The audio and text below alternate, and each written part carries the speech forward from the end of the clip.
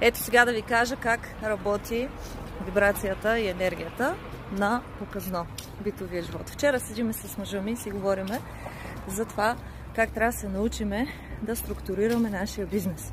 И казвам аз. Правилният начин се прави така.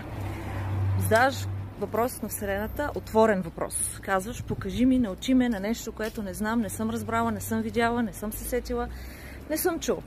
Ставаш отворен въпрос. И днеска си действаме по работа, каквото такова, и сме решили да дариме една купчина книги в една книжарница. И първото нещо, което виждаме са... Просто влизам, да е другата, нали? И човека вижда, че се заглеждам по тях, нали? И буквално го попитах, окей ли е да ни ги дадете тези в замяна на всичките, които даваме, и той разбира се как.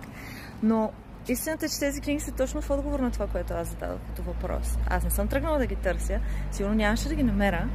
Отворих още на първите страници, си личи, че е точно това, което ми трябва като отговор. Та исках да направя видео, защото често си говорим за тези неща. И то работи много бързо. Аз затова винаги казвам на хората, до 24 часа най-много ще получиш отговор под някаква форма. Я някакво видео на YouTube, я някой нещо ще ти каже, я някой нещо ще ти връчи, ще ти подари. Просто от някъде ще дойде отговора.